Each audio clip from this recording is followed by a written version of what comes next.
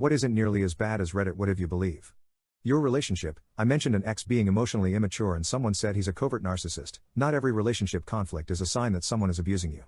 As a father, taking my daughters to the park, nobody ever thought I was a predator or looked at me suspiciously. If anything, most people gave me positive vibes because they liked seeing a father actively involved, nor was it strange to see other men agreeing to disagree and moving on. The average Redditor gives advice like being correct and proving one's correctness is extremely important, even in causal conversation. As someone who used to be that way, I cannot emphasize how much less stressful life is if you're willing to just move on and compromise, even if you think you're 1000% right. Obviously, there are things you should never compromise on, but those are a lot easier to recognize when you let the small disagreements go. Making friends as an adult. Reddit. What if you believe that once you turn 18 it's pure loneliness, but there are absolutely ways to make friends as a grown-up: hobbies, coworkers, couples friends, neighbors.